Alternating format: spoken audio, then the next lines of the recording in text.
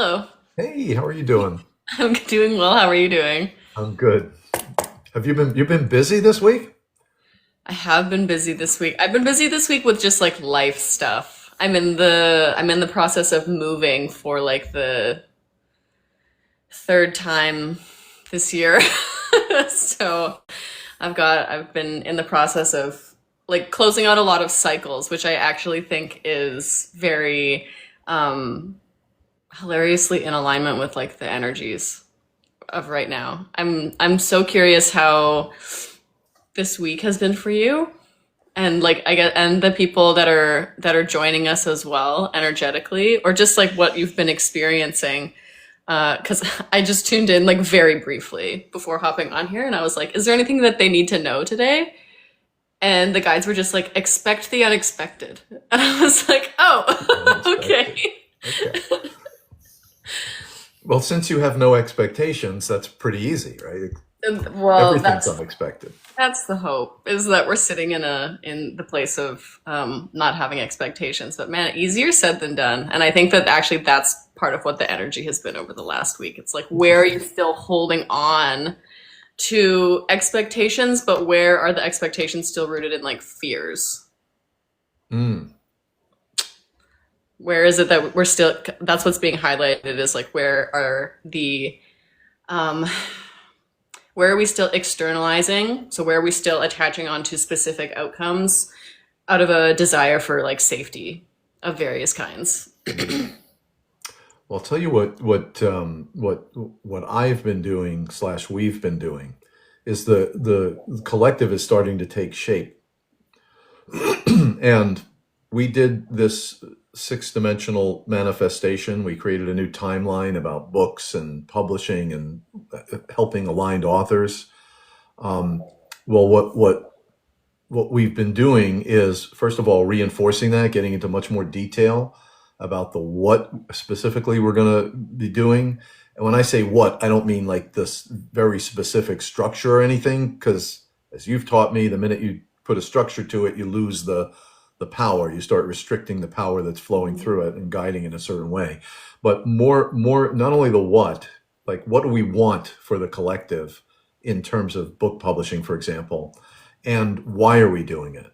We focus on why, because literacy and education are very high priorities for the collective. We want to create a higher wavelength that didn't even exist in the world before. Just create a higher wavelength that people can be attracted to, and we want to be self-sustaining. We don't want to have to go to donors or corporations or go back and ask the members for more money to do the things we want to do. So those are the things we want to do. And then the other thing we started manifesting last night, or starting to talk about, we didn't do the actual manifestation exercise, still fleshing out the details, is how the collective is going to be a support for parents and families. Right. And then the third one, so with us, there's always three. And the third one is, how as a collective do we get better at being a community and welcoming people in and making sure they're clear about what they're supposed to be doing? Because you realize, like, it's like a tornado, and people, like, even this live, it's just and people are just dropping in and like, what are these guys talking about? What are we doing here? Because there's no common knowledge base. And we thought, like, as a community, there really needs to be some common knowledge base so that we can all move from there and not have to constantly go back to the beginning every time we have a conversation. Yeah. And those are the things we've been talking about. And I'd say probably of more specific interest was, I've started to see more clearly the sixth and the seventh dimension, and really started to understand that the sixth dimension, bypassing the fifth, which is an experiential dimension, just swiping all those timelines past. We're better than that. We're in the sixth. And bypassing all of that, the sixth dimension is a magnetic energy. And the I was watching my grandson play with these, like, they're little, they're not blocks, they're like tiles, but they have Hmm. magnets on the edges. Okay. So if you take one of them and just lay it on the ground, it just sits flat. So that's one person in sixth dimension, the energy. But as soon as you give it a counterpoint, as soon as multiple people are in the sixth dimension, it becomes a very real magnetic connection. And it's not a 3D connection. It's not, based on physical space or even physical time. It's this magnetic connection that we all create. And then we take this picture that we want to, this future that we want to create for ourselves, and we all put our energy into it in the sixth dimension. So we're drawing this little picture. And here's the thing that I figured out. Once you have this picture set and energized, Source has no choice but to go right through it.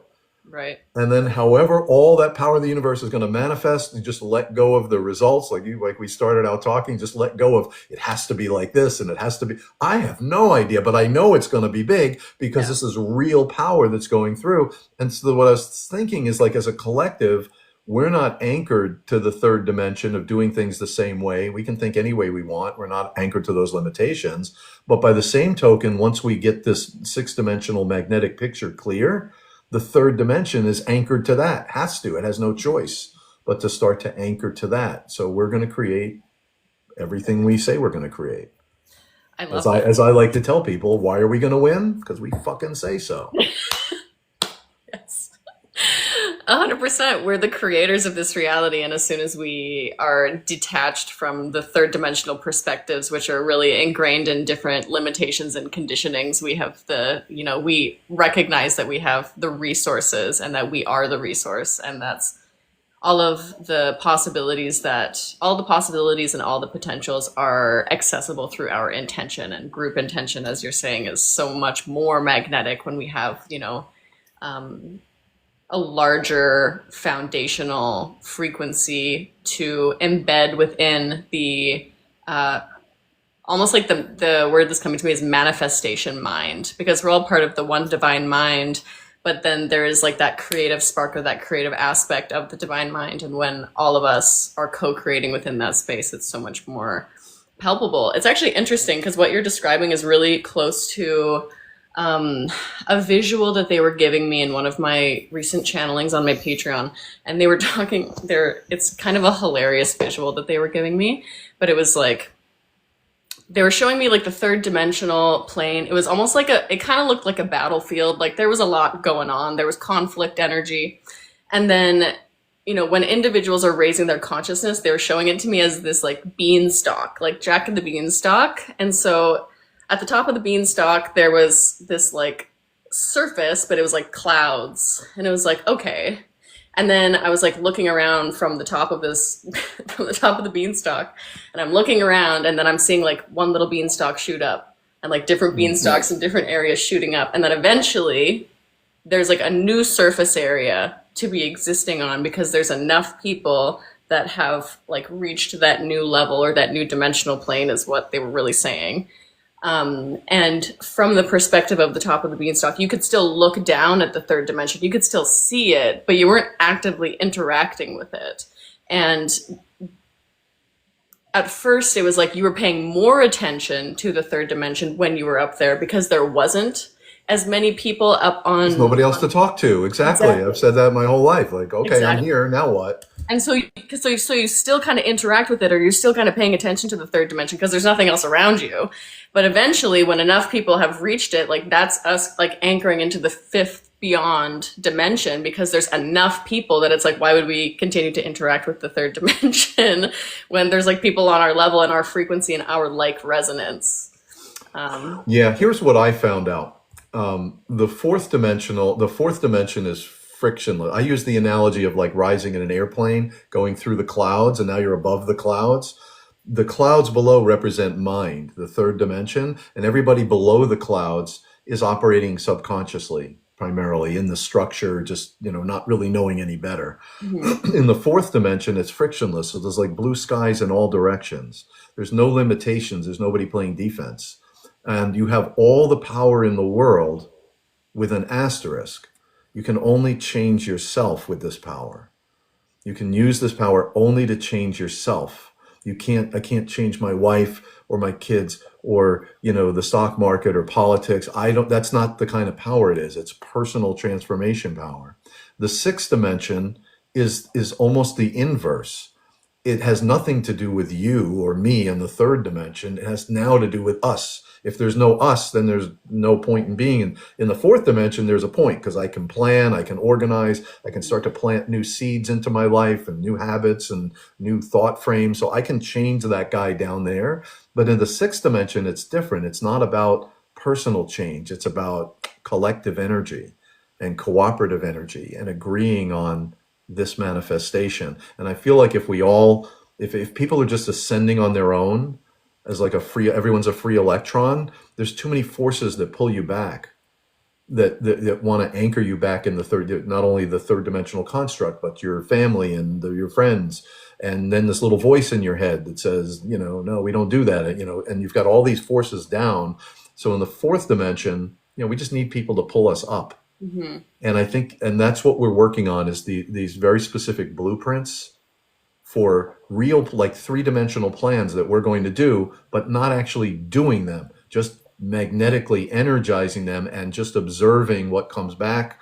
And, oh, look, Taegan's interested in it too. And then it just keeps flowing through. And, oh, look, this happened too. And then we go, oh, this happened. And all these little things that you start to notice where it's manifesting without needing it to be a certain way, without having to know the answer, just knowing that you're putting this picture right in where source has to flow through it. Yeah. The interesting thing that is coming up as you're describing this, like for me, the difference between the fourth and the sixth dimension, like the real difference, like you said, it's like more individualized versus more, collective, and you have more power over the collective. But the actual difference between those two things is your perspective.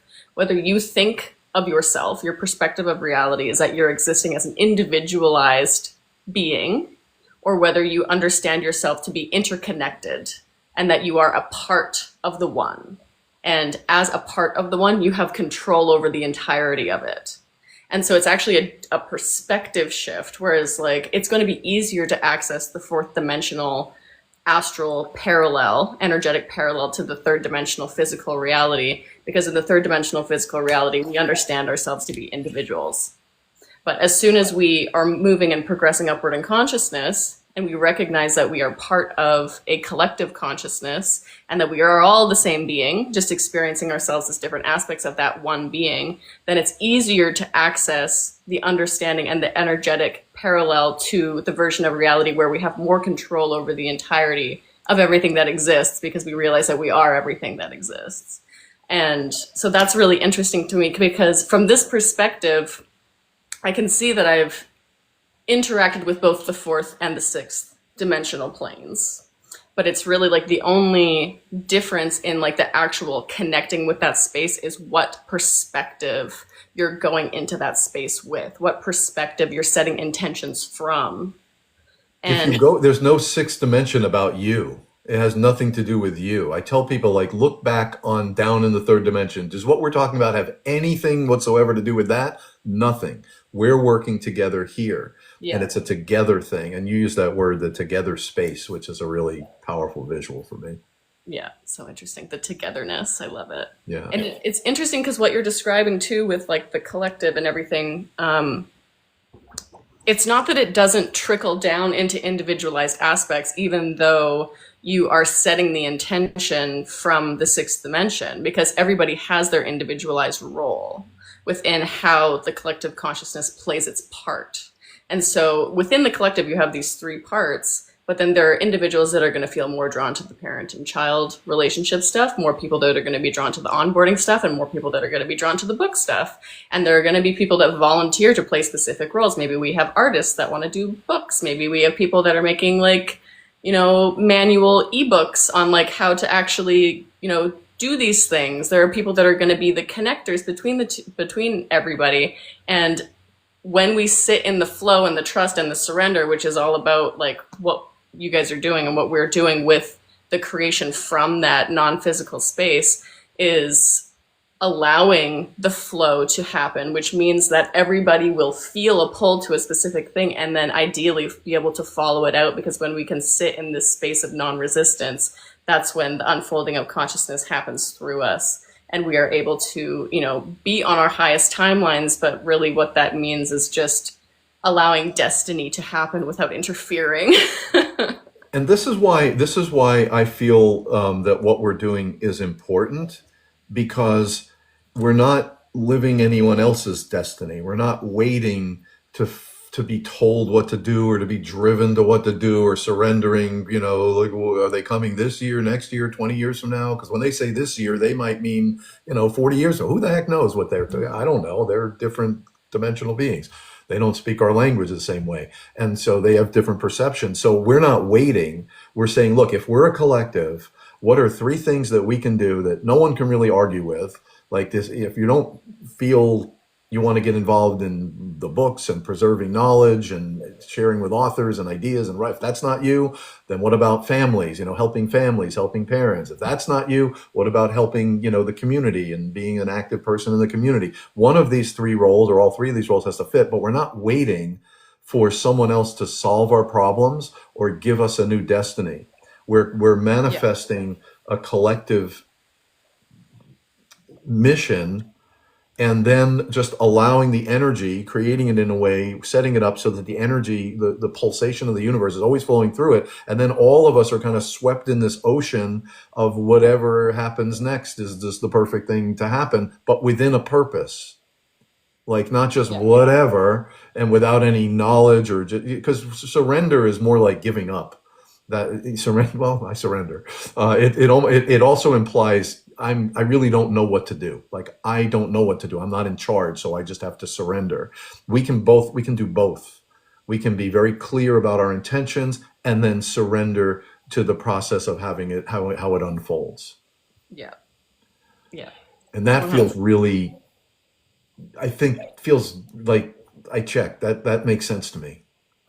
Yeah, it's the only way that things actually manifest. Because if we aren't in a state of, I mean, it's like we can have an intention, we can have like a desire. There's nothing wrong with having desires or a direction that you're wanting to go. But even when you have an ideal or something that you wish to happen, being in that surrendered state just means that you're no longer attached to it happening. You can still want that external thing and you can still, hope that you're moving in that direction.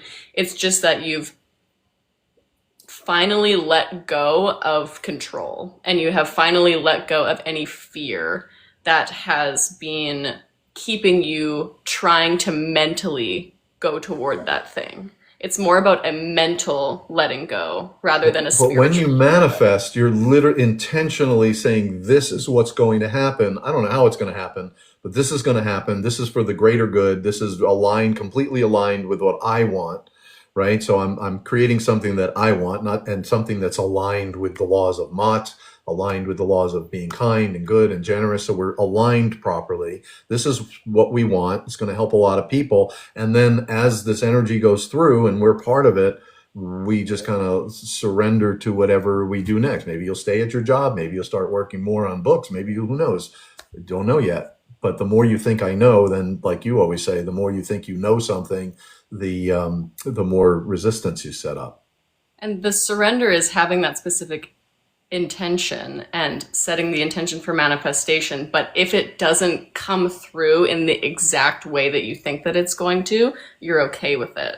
Right. And you can sit in acceptance around it. And you can accept that if something comes through that's different than that, but actually feels more aligned, you have the ability to say yes to that thing instead, or say yes to how it's going to unfold, even if it isn't necessarily how you initially thought that it was going to. Yes. And if you're involved in a group manifestation, you don't have to sit around and say, I don't know what's happening yet. You just keep planting seeds, just keep doing the exercises, just keep doing the manifestation, going, let's keep working on this picture. Let's keep magnetizing this picture, planting seeds, not expecting them to grow like, oh, you don't plant an acorn and, sit there and wait. Well, what's going on? Where's the oak Yeah. tree? It's just the universe operates in longer rhythms and cycles. So rather than hope for something or waiting to see what happens, we're actually creating, then waiting to see what happens. Yeah. So we're being very specific and intentional. And all the work that we do in the collective is not for us as individuals, it's for the collective. Right. It's really a cool thing. It's like a really cool feeling to do that group magnetic manifestation. I have something else to tell you, Tagan. Okay. Okay. All right. And I mean this in all the positive way. You don't need them. You have anchored and integrated this wisdom yourself. Like I believe in you. And I don't know if it's, I don't know. I don't want to say anything more than that. You shine on your own. Like you stand on your own. You are the wisdom. And Thank you. everything you're telling me that they're telling you, you already knew. Like you're already aligned with all that. You're already multi-dimensional. You've already let go of the constructs. You're already there. And so I want to tell you, like, you don't need them. Like Thank you. you're awesome on in and of your own. You have knowledge that people don't have. You have experiences that people don't have. You've reconditioned your physical body, your emotional body, your energetic body. You've already done all that work. I don't know what you need them for. I guess it's like, it's a cool thing. You can pick out a tarot card. Let me see what they're telling me. I guess it's a cool trick, but you don't really need it. I mean, I'm not telling you to, I mean it in the most positive way. I You totally stand on know. your own. Thank you so much. I really appreciate that. I definitely feel more and more and more of that embodiment. And I actually think, like, just to be totally honest, it was probably part of, needing to have like a kind of validation or needing to have like some kind of external thing to sit behind. And I definitely feel like I'm moving outside of that at this Yeah, point. like instead of, am I going to do it or not? Let's see what the guides say. You Yeah. already know what you want. Like you already know what resonates. You already know. Like you have the greatest saying I ever heard: to say yes to yes, say no to no. You embody the wisdom already. I mean, if I could speak to guides, maybe I'd be the same way. Oh, what should I eat for lunch? Let me see what they say. Yeah. I want to see. I want you, and I think you are way more than enough. Thank you. I appreciate that so much. And I say from a higher perspective, I've said this to you before, you're a Dakini. You call yourself a Fae, I call you a Dakini. Whereas those mysterious women, they just be walking in the woods and all of out of nowhere, this mysterious woman would show up with long hair, in the river and teaches you all the wisdom of the universe. Then you look back and she's gone. You Yeah. have that. You have that Dakini wisdom about you. And I've never met a real Dakini before. So here we are. Maybe a past life. So Maybe. exciting. I Yeah. love It that. certainly resonates with me. I just want to tell you that, like, you already are the wisdom. Thank you. I appreciate that. Yeah. Yeah. The embodiment comes more and more. It's yeah, it resonates for sure. So thank you. Yeah. I want you to have, like, I don't know, like, you and I don't really know you personally other than these conversations, but I have a really good feel for the kind of person that you are. And I'm telling you, you can be a leader. If you just step into that, because you know what resonates, you know what the world needs, you know that the way to fix the world isn't fixing a problem at a time. It's creating a new energy here, descending that energy, and now you're fixing the world by creating a new energy, not by fixing the old things. So you're always focused upward. I think you got this. I think so too. I Yeah, think I so know too. you got this. I'm 100% sure. Yeah, the path, and it's like the path is unfolding more and more clearly, I think, every day. Like not only my role and like the energy of my role and like how I need to be in my energy and in my embodiment, but what that actually means, what I'm actually going to be leading, how I'm going to be leading. Um, physical location and physical connection and community versus online community, and how we make that transition and how we are implementing all of the things that we've been talking about for years. Because it's all, as we are talking about right now, it starts in the energetic and it trickles down into the physical. And so there will be physical manifestations of everything that we are talking about and everything that we have been talking about. And we've been talking about ascension for years now. And all of the information, for the most part, like you're just saying, like, they say they'll be here in a year, but it could be 20 years. And it's like all of what they have said and all of the messaging that we have gotten has been accurate, but it's been like, we're having these interactions on an energetic level and we're just not on the same dimensional plane yet. And so every single time we're having these interactions, we get closer and we get closer and we get closer, and the experiences get more tangible. And so there is this incremental dissolution into these denser sheaths of reality, just like how everything that we experience in the physical body starts in the energetic or starts in the astral, and then it dissolves down into the physical sheath as well. And so we're getting closer and closer and closer, which means that all of the things that we've been talking about and all of the things that we've been creating, and it's almost like online community is almost like an energetic space, because we're kind of just meeting in this like intermediary space, even though we're not actually together in the physical. And so it's like, it's almost like a reflection of a collective consciousness in a Well, way it that becomes a collective when we meet, because there's real energy here between exactly. us. There's real, like you and I have now done this 5 or 6 times. This is now part of my life stream. It's part of your life stream. It's all woven in.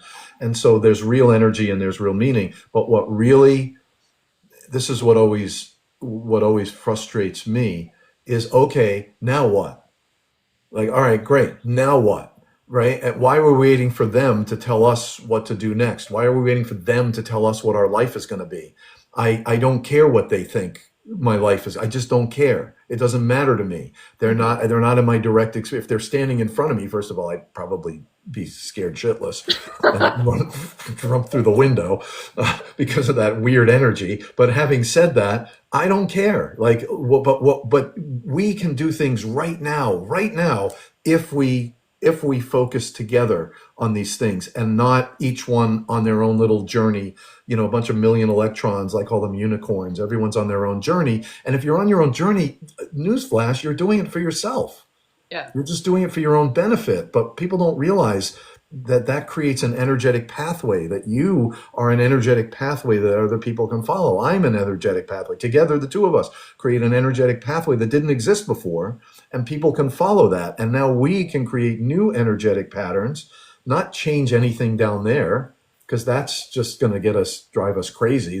We've proven that doesn't work. Can't fix 80 trillion problems, one at a time. But what we can do is create, forget fixing that, focus on building this, and then seeing what comes of that down as that generates a new patterns and new energies on Earth. And yes, yup. Yeah. It's all happening, and that's why like this week was so exciting for me, because like there were people that were there. Like, I'm talking about the sixth dimension and magnetic energy and living magnetism and connection to energy, and they're still there. Like, they didn't hang up. I Yeah. said, yes, okay, so let's take the next step. Let's build this picture and let's now do the work. Let's stop talking about doing the work and let's do the damn work. 100%. Yeah, and you, like you're saying, like people can follow like one of these pathways, and there are lots of different leaders, and leading in lots of different directions, and people are going to resonate with the core essence of authenticity of the individuals that are, making these pathways and kind of forging these pathways ahead. And so it is one of those beautifully encouraging things when we're sitting in our authenticity and people are meeting us there, because that means that, for the most part, what I've experienced is that like these are individuals, first of all. So soul families, like we incarnate in groups of specific like numbers of souls, and most individuals that are in soul families share mission.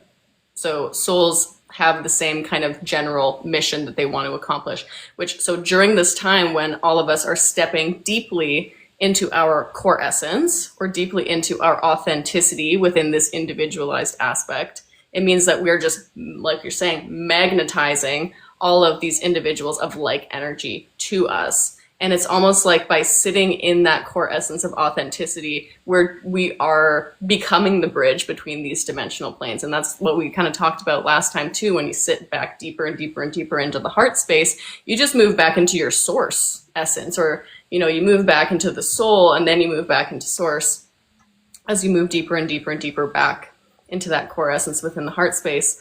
And so it's interesting because it's like these outer, more denser physical sheets are connecting us. Obviously, like our physical body is connecting us to the third dimension, but we also have that bridge or that key that's accessing all of the dimensional planes all at once. And so when we are sitting in that space of core aligned authenticity and alignment, then we're just becoming a magnet for all of the people that are going to help us on this path, because we can't do it alone. That's the thing. And we have kind of created an individualized society, at least within the Western part of this world, at least within North America.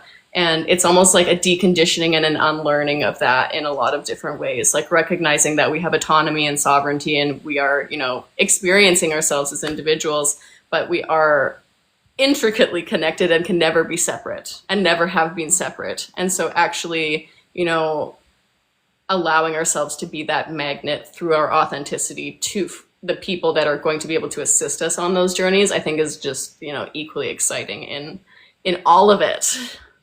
I think I'm never been more excited. I was worried, maybe 2 years ago, if you had taken a mood poll, I'm pretty worried about what's going on in the world. Now I'm super optimistic, super excited because, and that's another thing too, like I want to have fun. Mm-hmm. I don't just want to sit around and meditate all day. I Yeah. mean, don't people at home still have to meditate, but that's not all life is. Life isn't all about the spiritual aspect. It's about,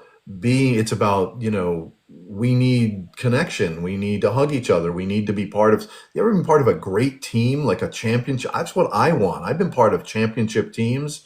I've been in corporations where we just blown it through the roof, and there's so much energy. That's the energy. I always want to have fun. I want to do something that I enjoy. I want to leave a legacy. I don't want to just sit around and wait for the waves to tell me what to do. I feel like we need to take, you don't need to, because some people don't feel the same way I do. But if you have a desire for like a higher purpose, like a motivating purpose to move you every day, let's just create that motivating purpose. Let's just pick one. Books, parents, pick one, building community, pick one, doesn't matter. And just immerse yourself in that, get into that. And that then becomes like fun, Yes. like moving energy. We weren't meant to just sit around and meditate. And unfortunately, we're so isolated, the worlds that we've created for ourselves. It's not only even, you probably laugh. I'm sure every family has the same thing. We sit and argue like, over Thanksgiving, everyone's home. And we argue for like an hour and a half over what we're going to watch. And then we pick the movie. And within Yeah. 5 minutes, I look around. Every single person is on their phone and I'm Yeah. watching the movie, right? So we're all literally, even families and groups that are doing the same thing are really not even doing the same thing. And that's the I don't know, is it chaos or lack of order? But I just want to create a circle that we all can point to and put Mm. all of our energy into, and know that I'm not doing this for myself. I'm doing this because I believe in this mission. Yeah. That's what's important to me. And it's a law. And, the way we think as a collective, we want to create a magnetic vault, like a library is going to last for 1,000 years. Yeah. So that this sixth dimension, anyone can ascend to the sixth dimension without having to go through a whole lifetime of trying to figure it out, which is unfortunately the way it is now. Everyone's got to figure everything out for themselves. Yeah. We are definitely the pioneers of figuring it out for ourselves. Like, even within like the spirituality context, like within literally every context. And I think that there is a reason why the people that are incarnated currently are the ones that are incarnated currently, because the vast majority of people that are within the spiritual realm right now are individuals that have a lot of passion and a lot of desire and a lot of drive and a willingness to do a lot of the work and have kind of like soul contracts or missions that they decided upon prior to incarnation that they, at least were going to attempt to fulfill through their life trajectory or their life experience. Like, I don't think that any of it is by accident. I think that it's like all of the timing, even the people that have had, incarnations and incarnations on the earth have gotten to the point within their spiritual development for this lifetime to be part of this massive shift that we are going through. And we have the capability of figuring it out for ourselves. I mean, not only that, but humans are, incredibly adaptable. And as soon as we have like a goal in mind, it's like, okay, let's fucking do this. It's not only So are we adaptable, we're the most cooperative species on the planet. And if we exactly. don't work together toward a common picture, toward a common timeline, use the word blueprint, we're building the blueprint. If you're not working towards a common guideline, if you're just doing it yourself, you're sacrificing the biggest power that we all have. Yeah. Yeah, 100%. And so we have been through this process of having to like unlearn this individualization that we have undergone over the last century. Because up until that point, we were still working like extremely collaboratively, Yeah. People community. were part of a community and they talk to other people and yeah. Yeah, which is why we see, such massive shifts in individual. I mean, I'm sure like there was different mental health issues, but the kind of mental health issues or the kind of experiences or symptomology that we have due to the fact that we have created these, extremely isolated experiences for ourselves, it definitely shows, and it shows the direction that we have come from and that we need to go back to. And so yeah, it's interesting because I was definitely channeling what I was talking about with the internet as being like an energetic reflection of the collective consciousness, because it's like we can meet in that collective consciousness space. And just like the energetic parallel to this physical reality, when we start something in the energetic, it trickles down. And so the community that we're creating in these energetic spaces or within the online space, it is that collective consciousness. And so it eventually, through our continued action and through our continued connection with one another, will trickle into the physical space, whether that be through physical meetings or creating something in the physical. And we don't need to know how that shows up yet. It just will eventually. Just like how, I now host retreats in person, or the future dream is to have some kind of like property for people to be able to come to. And it's like you can see the long-term vision, you can see it, but it doesn't matter yet. But it's just interesting because I do feel like the online space is us in this, like, in because it's like it's like a web, right? And we're all part of that web of creation in that space. That's like the physical manifestation of it. And that's why that is one really, really important area of focus. We've got to learn how communities work, and we have to learn how to get better at welcoming people, onboarding them, because the stuff we talk about is like a tornado. You're just in this vortex of balance, and wherever you show up, just get in. You can't explain everything. You missed the first, year of all the lectures. So just get in and just experience it. And we've got to get better at, because people come in and they bounce out because they're confused. They come in, they bounce out because this wasn't what they were expecting. We've got to do a better job, whatever. So yeah, let's grow the community. Let's do it. And here's the point. And this is, I guess, the energy that I bring. Never really thought of it that way, but I don't give a shit what anyone else thinks my future is going to be. Like, I've never cared. I don't care what they say and what they say is in the world. We can swipe through all those timelines. And now that we've discovered the sixth dimension, we can define a new timeline. And we don't like that's not big enough. Let's think bigger. Let's think bigger, completely out of the box. And because we're using collective magnetic energy, there's no limit to what we can create. We just have to be patient and let the energy create it. When you're creating something for yourself, it's limited because you're the one that has to do the work. You're the one that has to do the change and figure all the answers out. But yeah, like being a solopreneur is not the right model, because then everything's on you. Yeah, you're gonna and being a solopreneur mostly is you're trying to do it to make money. That's what, to make a living. It's okay. There's nothing wrong with that. But that's not the model of that's not the collective model. The collective model is to just surrender. Here's what I've learned, and I'll just try this out on you and see if this makes sense. Okay. People come to me and they say, or someone in this live might actually say, but my husband doesn't support me. Okay? Okay. So here's your husband, and this is obviously something you can't control, your husband, and you're upset about it, and you want me to fix it for you. Right? So what I can do is sit in the fourth dimension, frictionless. I don't care what happens to you. I don't care what happens to your husband. I'm not in the picture. But what I can tell you is, okay, tell me more. Okay, here's what you need to do. And I can fix you by changing the way you perceive the situation. right? You're perceiving it in a certain way that's getting you frustrated or angry or disappointed or whatever your problems are. That's why you have this problem. It's you. And that's when you ever talk to if you ever hear Bashar, or I'm sure you do the same thing, they say, how can I fix this problem? Oh, just connect with source. Yeah, that's their answer all the time, because that's all you can do is to bring yourself into alignment, bring yourself into balance, and then those other problems just aren't big problems. You turn this really sharp, angry problem into maybe a calmer problem, something you can manage only by shifting your own mindset. And so that's the fourth dimension.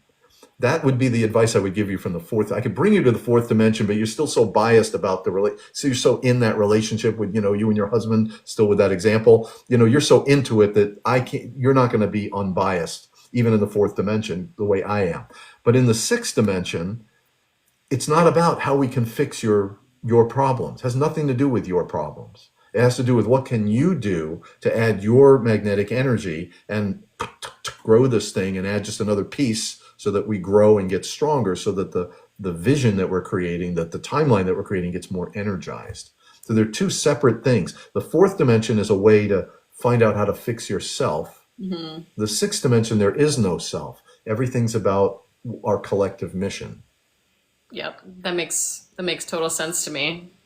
Because I mean, even if we're looking at it from that like layered perspective, it's like the personal experiences are inconsequential when we're looking at the collective mind and the collective experience and the highest pathway forward for the collective.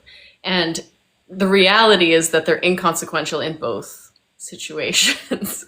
It's just that we have much more attachment to the things that we like and don't like when we are existing within the lower dimensions. And so the reality is that everything is unfolding exactly how it should, and we're all part of this collective consciousness, and we're all part of this collective unfolding, and we're the same within the sixth dimension and within the fourth dimension, or the fifth and the third, or however you want to look at it, the experiential versus the energetic. We're the same in all of them. It's just that our perception changes and our attachment changes and how much we're willing to flow versus resist. And so for the person, or for the people that are wanting, not feeling supported, using that example again, what Bashar says and what, most people say about, connecting in with source, it's like, it's beyond just connecting in with source, because the idea is that this is an illusion. Everything that is outside of you is an illusion. And so you have to come into source remembrance. But really all that looks like is stop looking out there and turn the attention back in here and find that sense of wholeness, find a sense of support within yourself. Use the mirror outside of you as the reflection that it is. You don't feel supported? Why aren't you supporting yourself? You don't feel loved? Why aren't you loving yourself? That's all that's being reflected. Or why are you looking for someone else to validate you, or give, Exactly. or tell you you're right? Because here's the way I look at it, right? If you're calm and balanced and your husband is all negative, do you think you fixing him and telling him that you need to help me more, and, oh, I'm so sad that you're not helping me, do you think that's going to make him become balanced? No, he's on his own journey. You came to this when you came to it. He's going to come to it when he comes to it. So just appreciate the space that you have. Stop expecting somebody else to fix you. And stop being upset if they don't. And the reality is, are you balanced if you're still desiring somebody to change? Because that means that there's something going on inside of you that is imbalanced.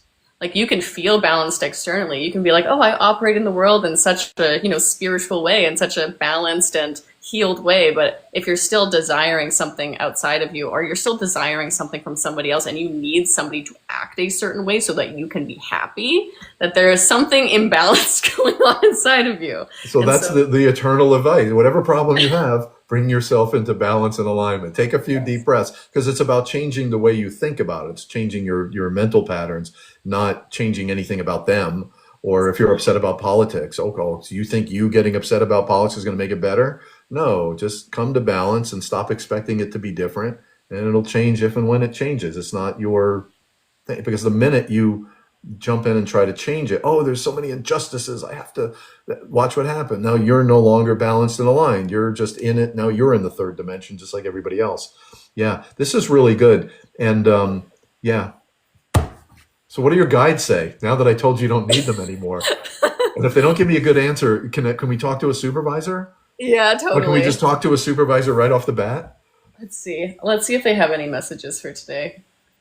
Because they were talking, but right before I tuned in, they were like, expect the unexpected. There are going to be opportunities coming in for people over the next couple weeks. Um,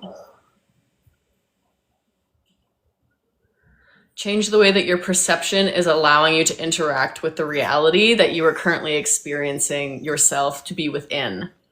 If you change your perspective, you're going to change how the reality comes to you. There have been many of you that are participating in frequency upgrades.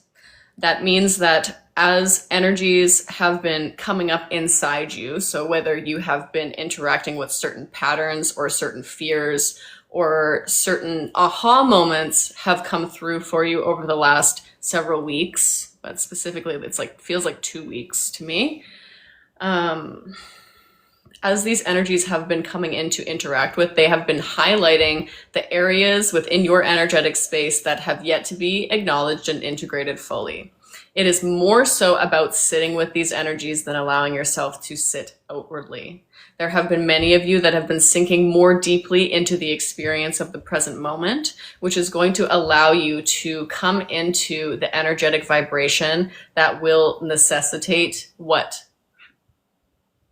that will be what is necessary for the frequencies, opportunities, and experiences that are coming in to come in. There has been a purposeful letting go. There has been a purposeful need to remove yourself from old situations, old mindsets, and old environments or experiences. Many of you have experienced a letting go of old, of people, of places, of things, a finality of sorts. A chapter has been closing.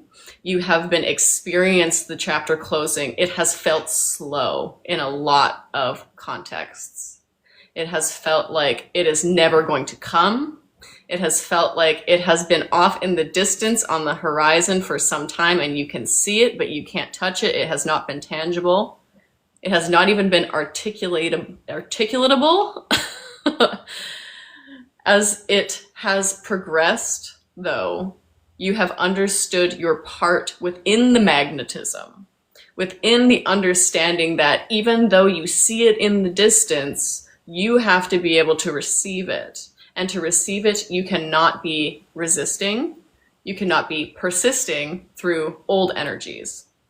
You must not only create the space, but create the space from the place of trust, from the place of knowing that when you are just you, when you are not trying to be anything but yourself, when you are not trying to create something from false narratives, whether that be limiting beliefs or versions of yourself that you think that you should be or that you think are more palatable to others, that is when you step into your master creative space. That is when you step into deeper understandings of how powerful you truly are and how magnetic you truly are.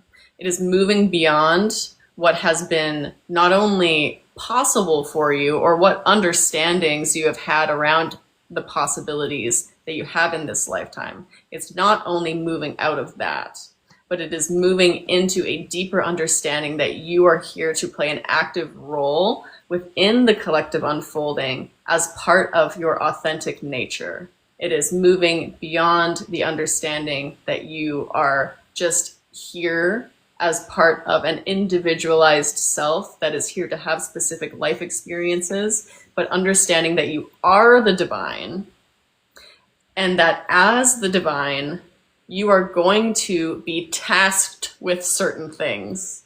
And the energetic pull that you have towards certain energies, environments, places, peoples, ideas, the more you are sitting in your master creative mode.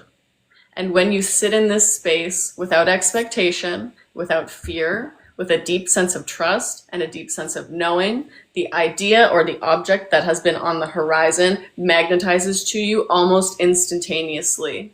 It has never been about the steps. It has always been about the frequency. And once you get into the space of energetic alignment inside yourself, all of that which you have desired magnetizes to you almost instantaneously. It will feel as though it comes out of the blue because you have finally let go of how it's supposed to come in. You have finally let go of the steps that you need to take to get there. You have finally allowed yourself to just be present. And when you finally allow yourself to just be present in this state of awareness, you allow yourself to just be whatever is necessary in the moment to create the flow of frequency through you that will allow for the highest unfolding for everybody to come through. That is also part of this. Not only is it timing, but it is an interaction of roles. And so the more people that sit in this place of alignment, the more people that sit in this higher knowing of who they are, the more magnetism happens more instantaneously, the more the collective consciousness flows from this place of neutrality, and the creator in all of you gets to take the forefront and gets to actually create from this knowing that they are able to do whatever it is that they desire, and they are being tasked with these desires for a purpose. So allow yourselves to sit in that trust and do not fear, do not control, continue to let go of expectations and be as present with yourselves as possible, because you are here to flow, to be that divine anchor, and to create from higher perspectives than ever before. That is the truth. Sit in it. I think that's it. I like that. I wrote down one thing. I could have written down more. It's not about the steps. It's about the frequency. Yeah, I clearly see that because I am a checklist person. This is what we're going to do. We're going to do this first. You do this. I do that. So head centered, right? But it is about the frequency. It's about the creation process. And the creation process is not words, it's frequencies, images. Yeah, that is really pretty strong. And it's cool because it's like, it's not that there isn't that thing on the horizon that we still want it to come in. Like the thing on the horizon, we've been waiting for it, whatever it is. I think it's different for everybody. But it's like, it's not about like, okay, it's timing. It's like physical time. It's not necessarily about that. It's not about like, okay, I need to do all of these things to get there. No, it's about actually allowing yourself to just sit back and to be like, that's coming, but it's coming because I'm present, and it's coming because I understand that I am the creator, and that all that I need to do is just be, and be present enough that you know yourself enough that when these ideas come in, when the necessary next step forward comes in, you can recognize it because it resonates. And I think that that's like the energy that you've been tapping into this week. It's like, you're the creator. We don't need them. We have all of these, the messaging come through, and that's what they're talking about. It's like, you have this internal inspiration. It's not about an external inspiration. It's not about what we think that we are supposed to be doing. It's sinking into our heart and our authenticity, and recognizing that the things that are inspiring us is the direction that we're supposed to be going. Here's another thing that I think, that when we're a very solo society, because everyone has to figure out how they're going to make money. Nobody helps anybody else. So we all have to figure this out. When you choose a solo path that's in alignment, that's good. But I think, this is my opinion, to my observation of humanity in general, we also must cooperate. So if you, for example, want to do art, you can go off and try to, build your web page and build your following and, do art, try to sell your art and all that stuff. That's one way. Another is unity consciousness. Let go of that for a few minutes and realize that there's a bigger purpose why we're here, the collective consciousness, unity consciousness. And now you're plugged into that, and that will flow and change and give you a clear path on how to do your art as part of the collective, separate, supported by the collective. But when you're all on your own, it's like, I think people feel like trying to do something on your own is like, I'm tough, I can do this, I'm strong, I work really hard. it I think if we just surrender to the idea of helping one another and lifting other people up and putting our agenda beneath, far beneath the collective agenda, and not worry, because that will then fix our own agenda. That's going to Mhm. flow. Our own agenda is going to flow into that. So I'm really like, I guess what I've really come to understand is that unity consciousness, collective effort. I'll use the word cooperation, being part of a magnetic cooperative force is more important than trying to figure it out on your own. And I actually just think that it's part of the trajectory. Like, I think that the aligned solo path is going to inevitably lead you into the collective path anyway.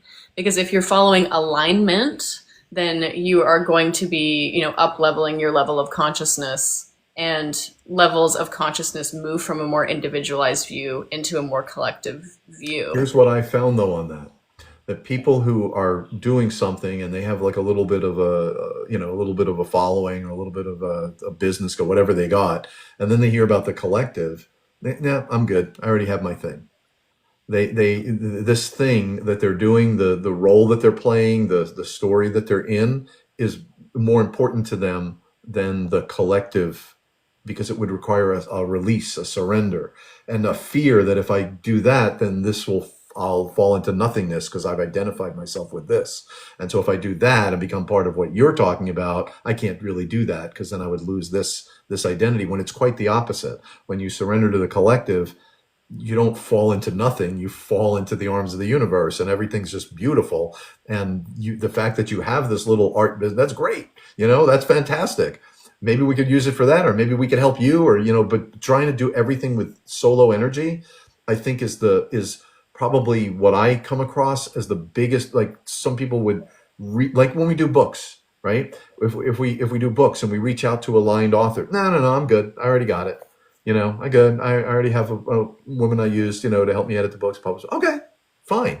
That's solo energy, and that's Mhm. great. Nothing wrong with that. But what if you just opened your mind to, you know, swirling around with the collective a little bit? No one's telling you to stop doing that, but you close your mind to much bigger things. Does that make sense? Because I find that a lot of people say, "Oh, I'm good. I'm good." It does make sense. And my question is, are those people actually following the path of alignment? Because they're not. The individual person that's following the path of alignment will recognize when the shift internally has shifted to be like, okay, it's time, because it is a part of the natural progression of consciousness. The people that are holding on to their solo activities, you stated it, are holding on to it out of fear, are holding on to it out of feeling like what's out there isn't going to be more than what they have attained. It's feeling like there is something that they're safer in the container that they have created for themselves than the container that is created by community. The unknown. It's unknown, right? It's a Exactly. So trust thing and an it's unknown. not, so I think that it is a part of the natural trajectory, but it's about, are you listening?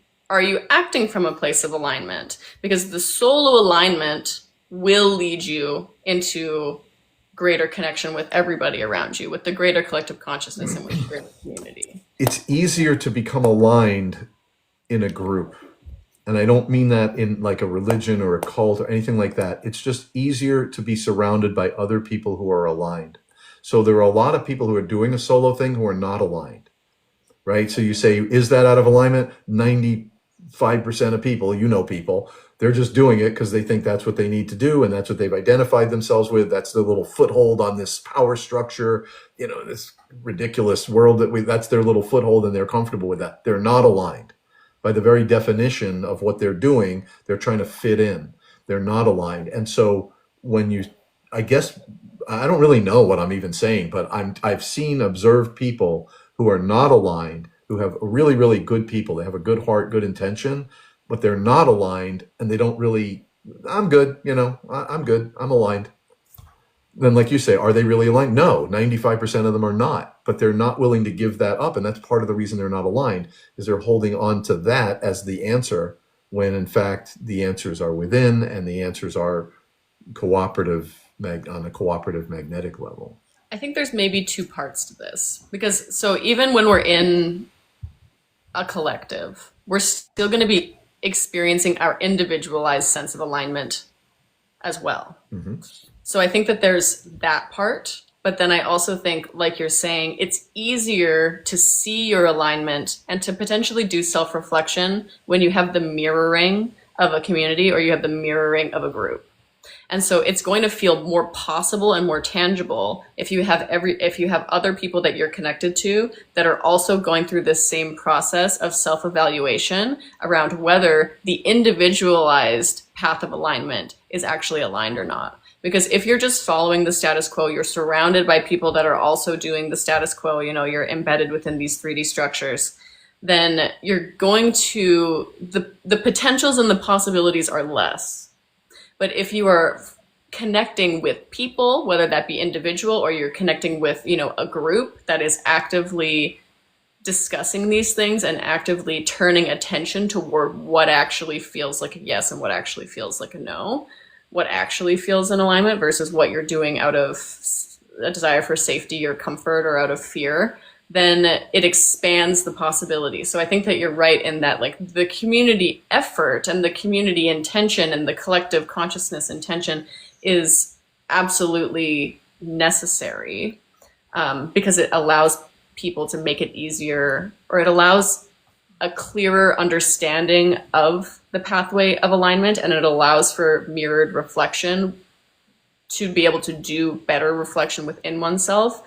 But then we are each also operating from a sense of individualized alignment within this like kind of trickle down structure. Like we have the higher alignment, and then we also have like the steps forward that we're taking within this reality that we're experiencing ourselves within on like an individual daily moment to moment basis. And so it kind of is this like spectrum of frequency that goes across all of our perceptions of reality through the dimensional planes.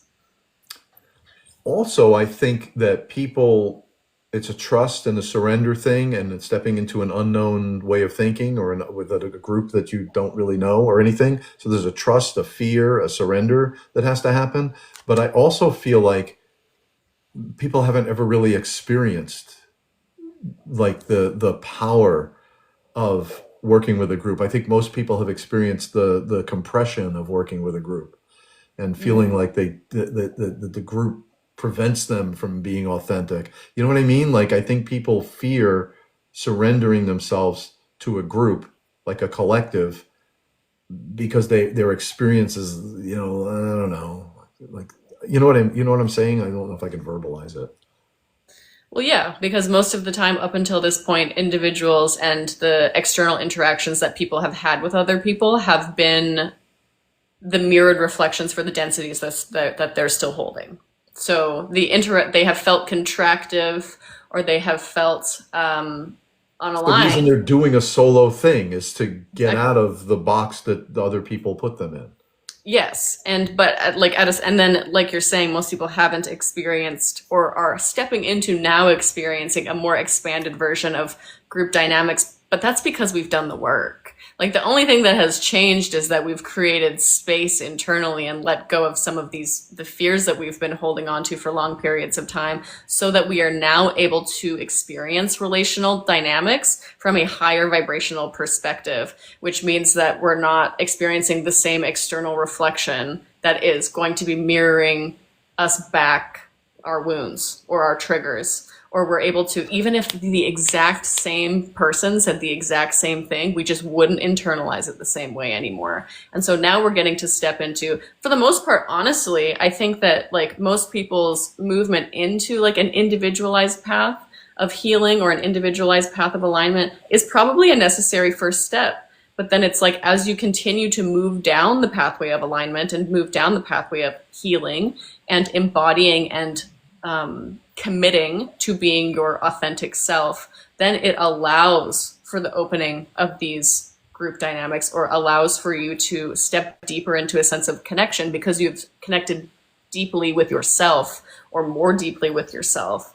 And so then it's like all of these other potentials and possibilities open up for you through that process of individualized aspects. So it's like that's the first step.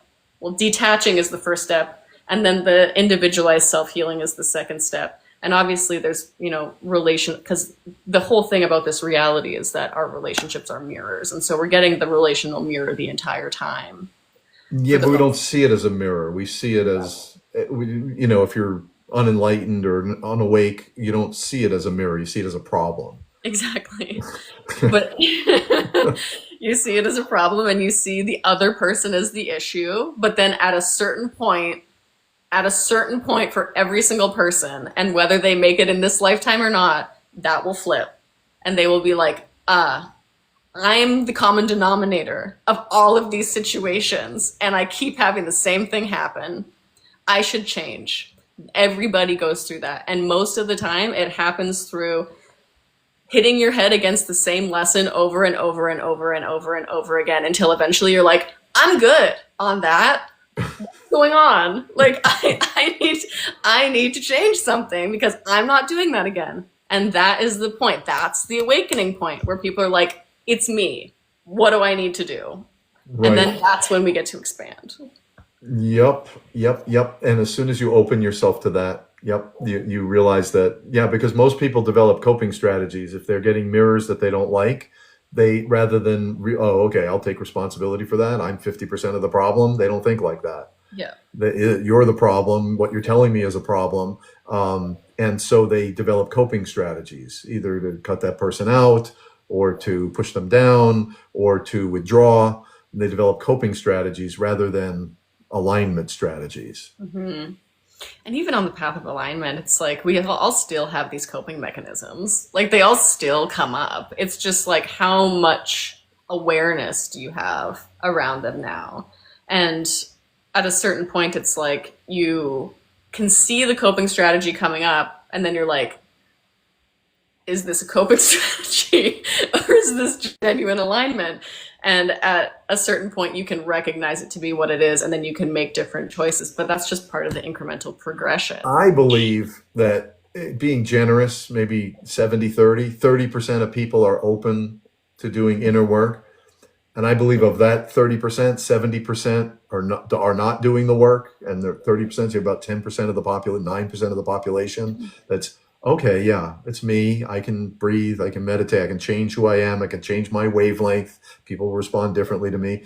About 10% of the people. There's other people who are open, right? So there's another, what is that? Another 25% of people who are open to it, but just don't have a teacher or a guru or an experience or a pathway to do it. So this never occurred to them to do it. But I believe we can get all those people in. I believe it's not just limited to those people who are actively doing it or open. I think get the 70% of the human population to ascend. That's the way I feel about it. But clearly now, only a very small percent, maybe 10%, are opening themselves to this wavelength, to these higher teachings. Yeah.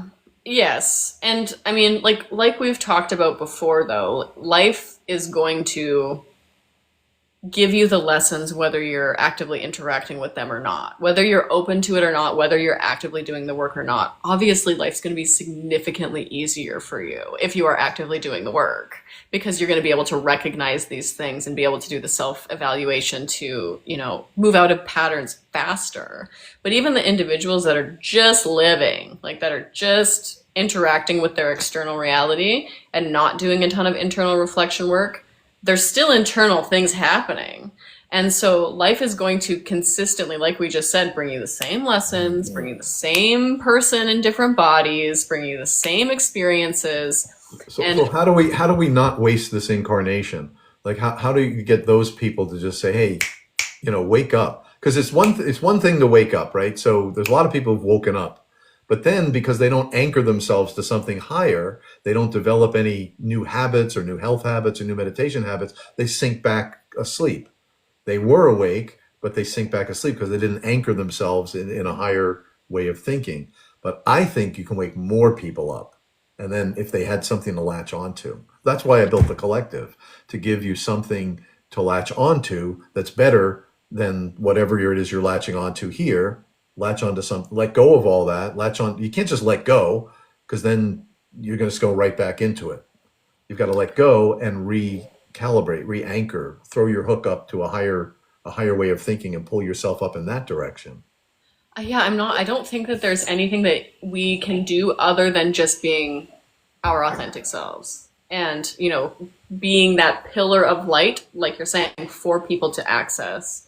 But I don't think that there's a way to be like, okay, time to get up now, because people aren't going to receive the message until the moment that they are ready to receive the message. And even when people, go back to being asleep, it's just part of a cyclical process. They're going to come back. I It's know just, everything's okay. I know we're all beings of light. Everything's okay, but I don't like people to waste their time. I want people to be happy and abundant and be fulfilled. And I came up with another image. I'm going to throw this one past you and to all the folks out there.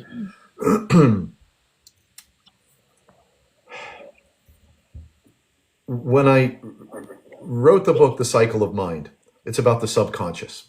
And to sum it up, is you are going through time, going through your life with this mountain of subconscious beliefs. And at some point, when you read that book, it wakes you up, and all of a sudden, this mountain of beliefs keeps going, and you realize, oh, wow, I'm an independent agent. I don't have to be that way anymore. I don't have to be unhealthy or unhappy or a victim. I don't have to be any of that. That was all that wasn't even me in the first place. But if you don't anchor yourself onto something new health habits, new ways you're approaching your relationships, new ways you're thinking about your work, if you're not changing, you're just going to go right back to sleep. Okay. So the goal is to wake you up and then give you some work to do so you can start to create new subconscious patterns, better subconscious patterns. Well, in the same way, we're all beings of light and we're traveling through embedded in this reality. And at least me and many people that I talk to, we're uncomfortable in this reality. There's things happening that make us very, very uncomfortable, but we're still dragged along with it. Well, if you just pull your light out and you say, hey, wait a minute, that's not me. That just let that go. But if you don't have something to anchor it to, you're just going to go right back in it. So that's the collective. Let me anchor my light here. And all of a sudden, this reality becomes closer. And that reality just drifts further and further away until this reality, more and more people, more and more magnetic energy, the whole thing starts to manifest. This then becomes, this is how we're creating a new reality, because you're drawing your light out. You're not drawing your body out. You're just drawing your light and energy and saying, I'm not that. And I think a lot of people have already said that. Like, no, that's not me. I'm not that. But they have nowhere else to go with themselves. So because of that, what are they going to do? They watch the same TV shows, do the same things, scroll through the same phone, and you're right back into it. And you're more embedded. What we're trying to do is create an alternate timeline that okay. people can plug into. I think, and it's okay. So this is an interesting conversation, because one of the things that's coming up, it's like, okay, so when you have these like drastic internal shifts, can you actually go back to being asleep? Because I don't think so. I think you can. I think what we're talking about is, are you continuing to plug your energy into an external 3D reality, or are you choosing to plug your reality into, interacting on a physical level with these things that are going to be more aligned with the pathway and the trajectory that you're trying to move forward into? But internally, I don't think that you can, like, the person that wakes up and is, because they don't feel like they don't feel, for whatever reason, safe enough or ready enough to connect in with this pathway that is calling to them, they are going to be so uncomfortable continuing to feed their energy into these third dimensional structures. Right up until the day they die and the incarnation is wasted.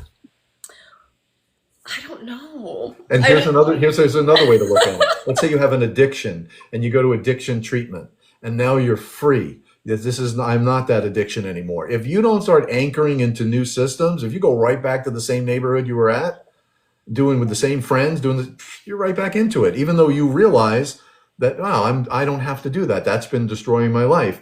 That's the way people are. They have their comfort zone. And on top of that, the world is throwing all these images and things and energy at you that just, you have very little choice. If you have a phone and a television, you're just pulled into it. You have to disconnect yourself from that and anchor into something different. Like when you go through drug treatment, which I did when I was 18, 19 years old, if they said really clearly, and this is what would happen, people would graduate, then they go right back into their neighborhood, and 6 months later, they'd be right back at intake, going through the program again. And so you can wake up and go right back to sleep.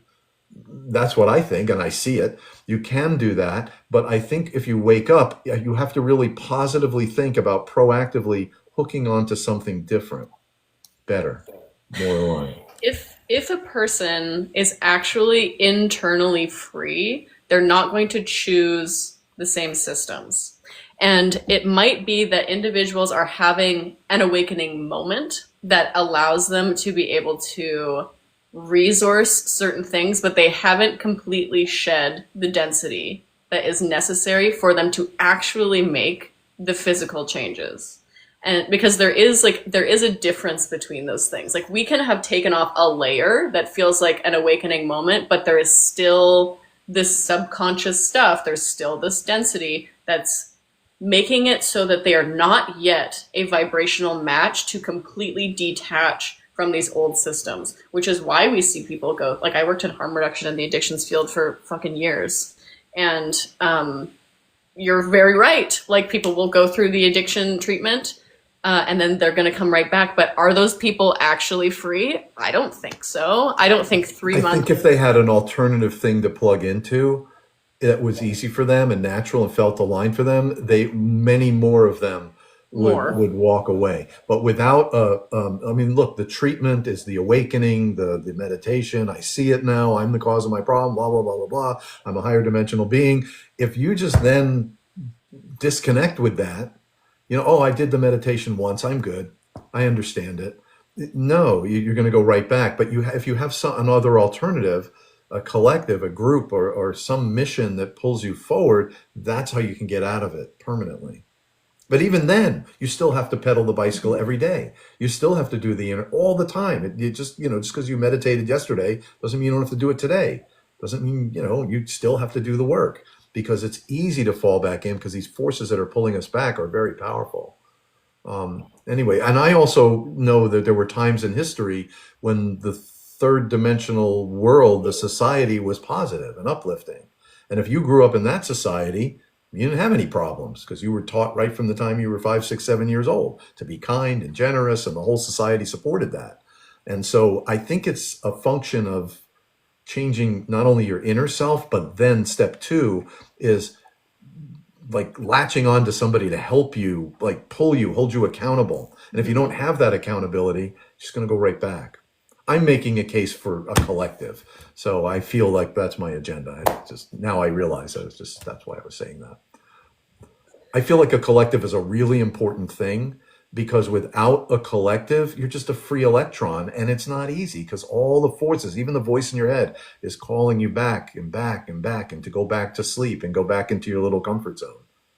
Yeah, 100%. And it's a natural part of the trajectory of consciousness, and the trajectory on our planet is moving back into those higher vibrational versions of society, because a lot of the problems that we see right now are societal and contextual.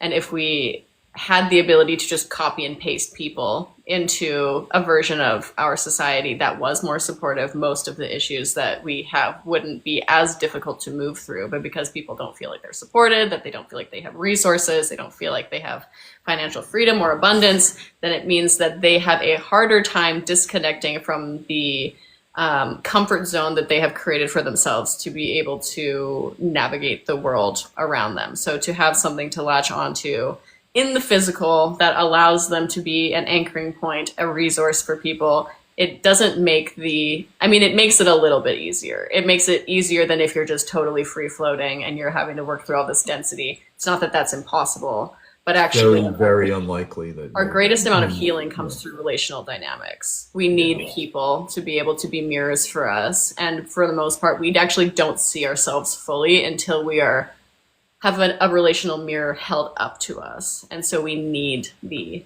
collective so that we can have diverse opinions being brought into our field so that we can like sit with them and see what resonates and what doesn't resonate, and then create from that space of resonance. And in the same way that people can provide that, a book can also be a tangible thing that you can hold on to, that you can anchor into a new way of thinking. And without that book, you wouldn't have known. There are certain, everyone talks about, oh, this book changed everything. And if that book wasn't there, right, if that person hadn't had the intention, first of all, the concepts and the ideas, and then the intention and the hard work and the discipline and getting through all the steps of the publishing process, you would never have had the book.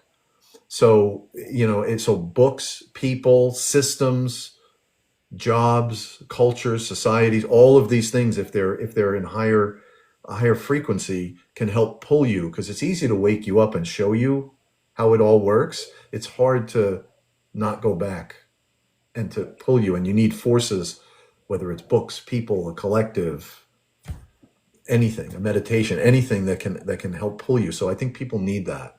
We all do. Yeah. Because even the people that are aligned, you get pulled back into I don't feel like doing that today. And I think some of it is like a timing thing and a frequency thing, because I have said it on here before too. Like, we move cyclically, right? And so when we are in the lower part of our cycles, sometimes we'll get pulled back. It's like how if we're using the addictions analogy still, like relapse is a part of recovery. And so they say, like, well, they don't say this, but when you move into the lower part of the cycle that you're in, it's easier to fall back. But then you're eventually going to get back to the higher part of the cycle from a higher perspective, because we cyclically move upward. And so each time you do it, it's like you're going to have an easier time staying connected with the positive things that you're trying to stay connected to. And what I'm trying to say is, like, even if you feel a part, or even if you are connected to a group, even if you're connected to a collective, it doesn't mean that you're not going to slide out. It's True. just you're going to have an easier access point to move into, and through continued action and consistency, you are going to, you're cyclically moving up, and so it's going to be less and less of a vibrational match for you to slide back into these unaligned patterns, and you will have that external resource. But honestly, like, what's coming up and why I feel like I'm even saying this is that, like, there are individuals that, when we still have density to move through in terms of group dynamics and connection with individuals, there can actually be like shame or guilt associated with being in group dynamics, not feeling like good enough, not feeling worthy enough of connection, which actually like kind of can create some of these things. But when we look at it like that, and we are looking at life as just a teacher generally, whether you're, connecting in with the experience of active addiction, or whether you're connecting in with the experience of like a helpful support group or a collective, there's going to be density to move through either way. It's just your life trajectory and your frequency has changed. And so the intensity of the external experience changes as your frequency changes. And so, like you're saying, you have that awakening moment, you unplug from the thing that's obviously way more dense into the thing that's going to be, more supportive, even though you're still going to have things to move through, and you're still going to have density that's pulling you back. But really, it's just like, we're sick. You have to get pulled back for you to get sprung forward. And so, it's about like, what kind of lesson learning, what kind of relational mirror do you want? Recognizing that there's going to be discomfort regardless, because that's a part of life. And that's a part of growing. And then recognizing that there are easier ways to get relational mirroring and to move through density. And when you choose to actively plug your energy into a collective that are actively supporting one another, then it makes it so that you can move through those things with more ease.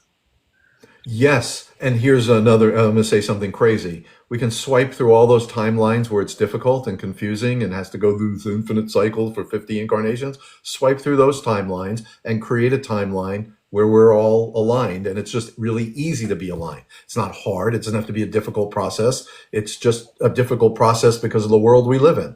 If we lived in a different world, it wouldn't be a difficult process. It would be simple. Everyone would already be aligned because people wouldn't be all plugged into the density because there wouldn't be any density. There would just be. So I think we can swipe timelines and just make it faster and easier for people and get far more people on the boat who normally wouldn't even ever even thought of this. That's what I believe. And I believe we can do that through books. I believe we can do that through community. I can believe we can do that through group manifestation and meditation. And in the sixth dimension, I call it the dimension of timelines. We just go to the timeline store and say, that one takes too long. I don't like that. Swipe that one. I want one that's faster, easier, better, more aligned. And because we're doing it together collectively, there's no limit to what we can imagine. There's a Totally. limit to what you can do personally because you're under so many forces. But anyway, so I want to swipe. I believe we can swipe through those timelines. And once we have swiped through And it that, doesn't have to be a struggle and it's so hard to overcome my divorce. And I mean, yeah, okay, maybe it had to be that way, but maybe it didn't have to be that way. Maybe it's just that way because that's the way you thought it had to be. well, it's only that way if we are in resistance. If we're in resistance to the present moment, then it's hard. And so once we have swiped through the timelines and we have chosen the timeline that we have on the horizon, the way to become the frequency match, as they said in that channeled message, is just presence. And so it's the same thing that all of the spiritual traditions say. It's like, our suffering or our resistance is created through attachment to what we want and what we don't want. If we just sit in presence and we sit in neutrality, we get what we want a lot sooner because everything is then, because everything's neutral. Everything has like a, neutrally positive even when we have that kind of like spin to it. The cyclical nature is when we are finding ourselves in that space of resistance to what the current experience is presenting to us.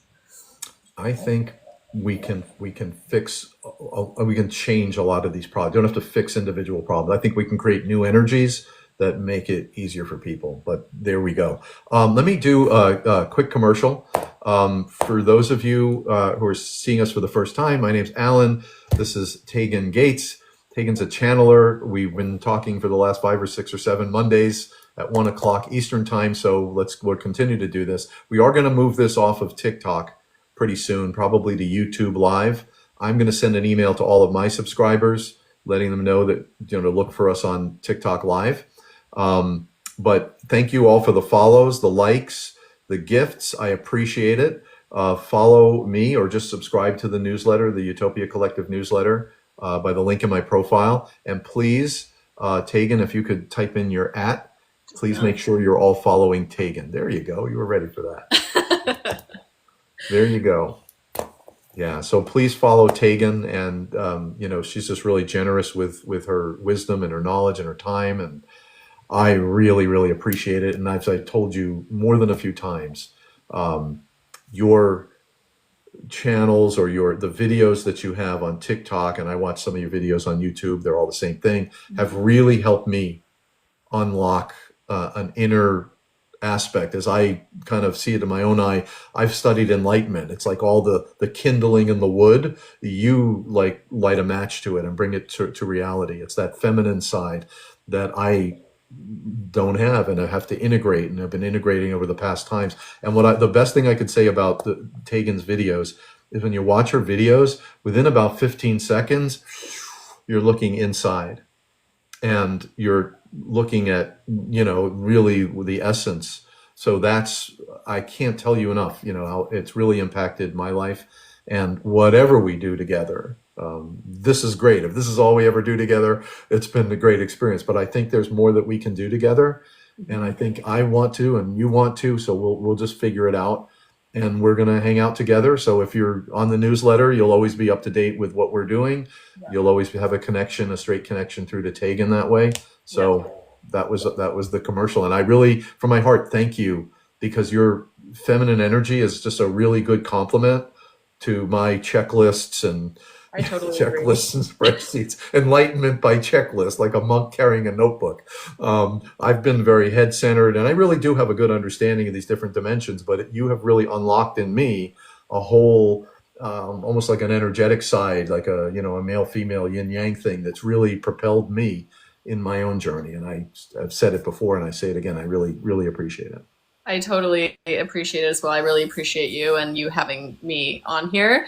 And it's funny because I don't do a ton of lives and I definitely don't do any other recurring lives with anybody else. But the reason that I feel so strongly pulled to do it with you is because of exactly what you're describing. I love that we come to it from different perspectives and that we have like the masculine and feminine balance and that like we're finding understanding in the middle from all of the like our different understandings and where we're coming to it from. And I think that it's like super, super cool. And it also makes it so that wherever anybody is within this journey or whatever perspective they're coming to it from, there's something that they can connect to within the conversations that we have, which I think is really powerful. Yep. And also, someone asked earlier, but I've been taking these. It takes a while to download. TikTok is a little strange with the videos, but in a day or so, all of these conversations are on YouTube, on my YouTube channel. And if you don't know where it is, just message me here in TikTok and I'll reply to you. And I have a playlist. I've started a playlist of all of our live sessions together Awesome. for Okay, cool. posterity. Yeah, that's great. Yeah, and as you know, I've also when I have the energy, or the motivation, I chop these up and have created lots of videos people are enjoying it. And I again thank you for everything that you bring. And I want to repeat again what I said to you earlier. For those of you that didn't hear me tell this to Taegan, I believe you don't even need those guides. You have integrated this knowledge and this wisdom, and you're living it. You're a living example of it. And when people ask you a question and you go to the guides, you would have said the same thing. Frankly, you Yeah. might have even said it better. And so, yeah, I mean, you still have them as a resource, but I want you to know that you more than stand on your own. Thank you. Yeah, it's actually hilariously something I'm noticing more and more where it's like, I'm just going to check with them, but then they end up saying the exact same thing that I that I Well, I've was. heard you say over and over again, I'm going to check. Yeah, that's what I thought they were going to say. Yeah. Yeah, exactly. Yeah, it's funny. Thank you. I appreciate that a lot. Yeah. Well, as I said, we were going to do YouTube Live this week. So you guys that are here are lucky because you caught us.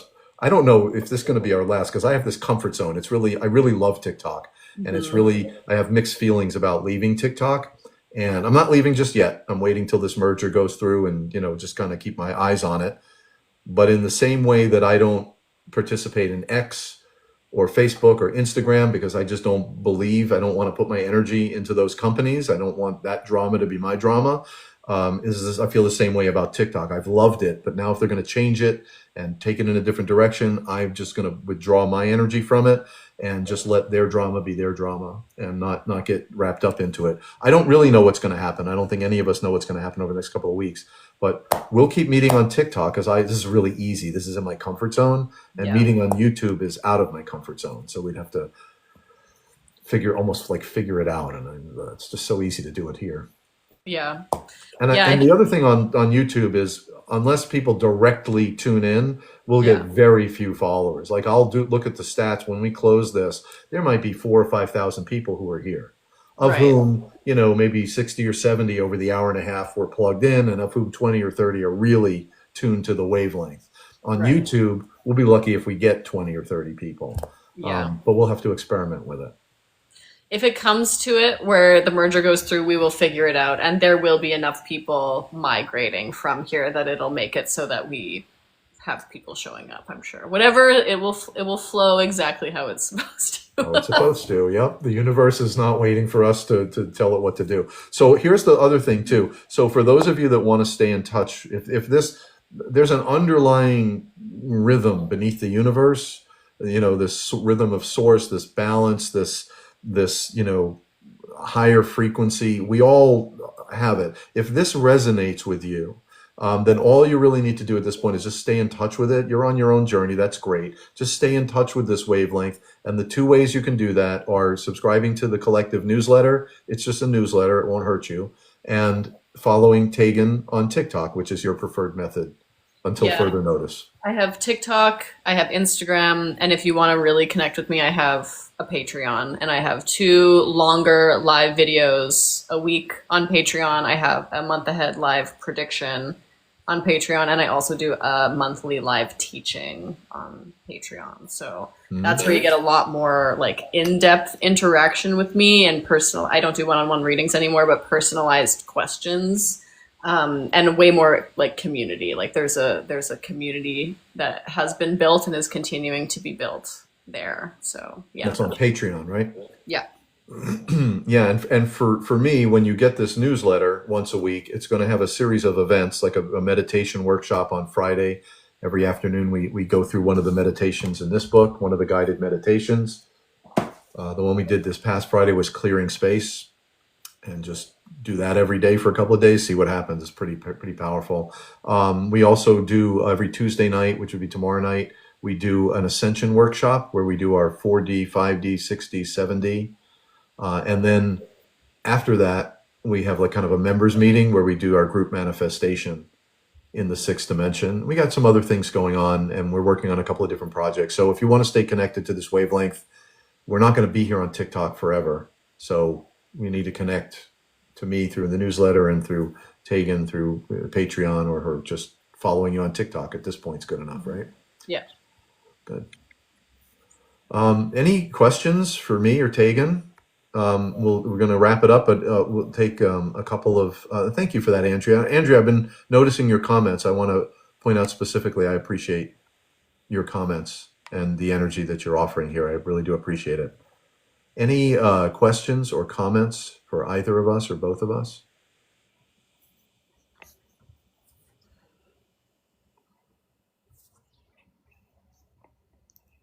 All right, then.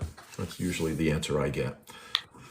No, you've explained it so well. I don't have any questions. Yeah, totally. So let's leave. Let's just do an anchoring meditation, like you're putting your cell phone in your charger. Let's do in the old days. All Yeah. right, we'll talk about that, Anna. Let's just do an alignment meditation for 60 seconds or so. Just imagine you're plugged into a charger. If you can close your eyes, do that. But it's really important to notice, even with your eyes closed, oftentimes your energy, your awareness, your light is projecting outward. It's a very subtle shift, but I want you to reverse that light and look inside your being. This is called inner sight. And then what I want you to do is imagine like a rock in the ocean. Just allow your focus to go deeper, deeper, and deeper inside your being. We're not going to do anything specific in this meditation. Just put your inner sight on your diaphragm. And just enjoy 4 or 5 nice slow breaths.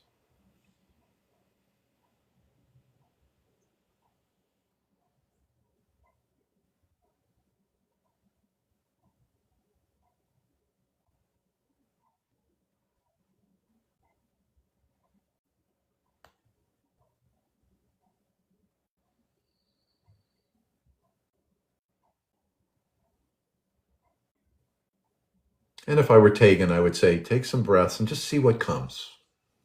Am I right? Close enough. Just see what comes. I guess you would say invite them in and then see what comes. Yeah. Yeah, there you go. Open up the channel. And just see what happens. All right. So Anna said, how to protect ourselves from people that want to control our spirit and use our influence and power.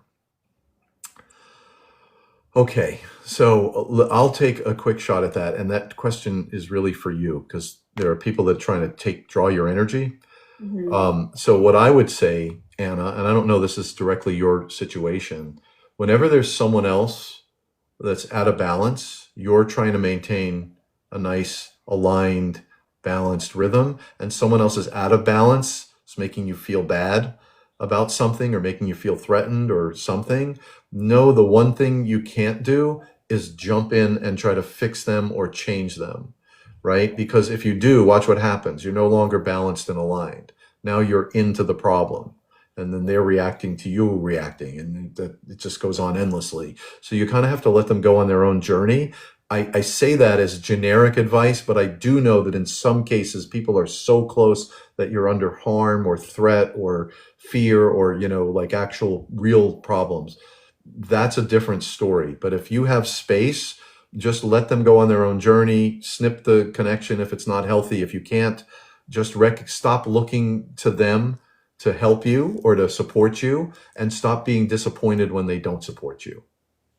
Because that all you can control is yourself and the way you think about the situation. Because the situation is what it is, they're what they are. You're not their boss.